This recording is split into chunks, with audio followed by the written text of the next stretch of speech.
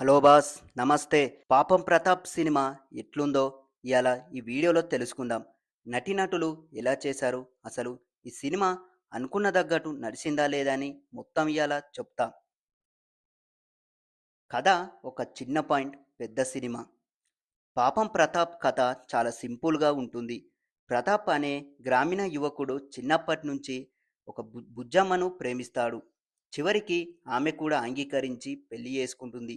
వాళ్ళ పెళ్లి జరిగిన 4 రోజుల్లోనే బుజ్జమ్మ ఆయనను వదిలేసి వస్తుంది. దానికి కారణం ప్రతాప్‌కు నిద్రలో ఉండే ఒక విచిత్రమైన సమస్యుంది. ఈ పాయింట్ మీద సినిమా మొత్తం నడుస్తుంది. అతను ఆ సమస్యను ఎలా గుర్తించాడు? దాన్ని ఎలా సరిచేసుకున్నాడు? చివరికి భార్యతో కలిసాడా? లేదా? అనేదే ఈ సినిమా యొక్క కథ. ఇక నటీనటుల ప్రదర్శన చూసుకుంటే ఈ సినిమాకి ప్రధాన బలం నటన. ఈ సినిమాలో హీరో తిరువీర్ ప్రతాప్ పాత్రలో బాగా న్యాచురల్‌గా కనిపించిండు. కామెడీ, ఎమోషన్ రెండిటిని సమానంగా హ్యాండిల్ చేసిండు. ముఖ్యంగా అవమానాన్ని ఫేస్ చేసే సీన్స్‌లలో మంచి పెర్ఫార్మెన్స్ ఇచ్చిండు మన తిరువీర్. ఇగ పాయల్ రాధాకృష్ణ తన పాత్ర చిన్నదే అయినా ప్రభావం పెద్దగా చూపించింది. కొన్ని ఎమోషనల్ సీన్‌లలో ఆమె ఆకట్టుకుంటుంది.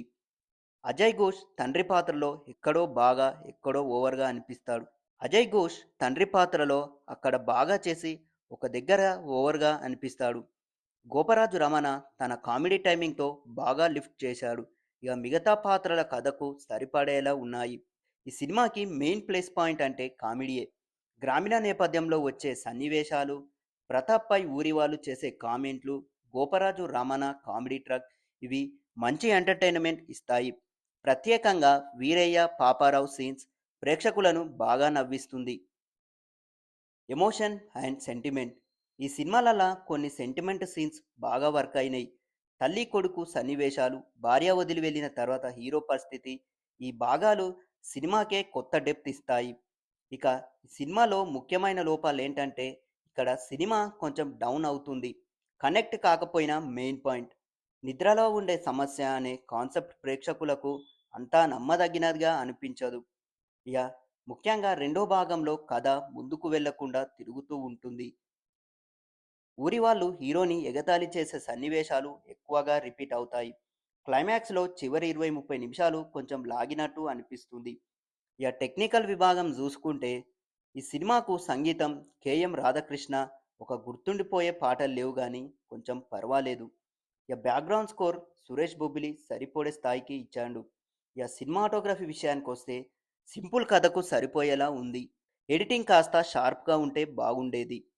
ఇక ఈ సినిమాకు దర్శకత్వం ఎస్పి దుర్గా నరేష్ ఒక చిన్న పాయింట్ తీసుకొని ఫుల్ లెంగ్త్ సినిమాని చేసిండు. ఇక ప్లస్ పాయింట్ ఏమిటంటే ఆడియన్స్కి ఎక్కడ కూడా బోర్ కాకుండా కామెడీని జోడించారు. సస్పెన్స్ను ఈ సినిమాలో చివరి వరకు మెయింటైన్ చేసిండు. ఇక మైనస్ల విషయానికి వస్తే కథను ఎక్కువగా లాగాడు. మెయిన్ కాన్సెప్ట్పై బలమైన నమ్మకం రాకపోయింది. ఇక కామెడీ సీన్స్, నటీనటుల ప్రదర్శన, కొన్ని ఎమోషనల్ మూమెంట్స్ చాలా ప్లస్ అయినాయి. ఇక మైనస్ పాయింట్స్లలో weak concept, lag repetition, climax స్లోగా ఉండడం. పాపం ప్రతాప్ సినిమా అంత పర్ఫెక్ట్ సినిమా కాదు కానీ కొంచెం ఎవరిని నిరాశపరచకుండా జర ఎంటర్టైన్ చేస్తుంది.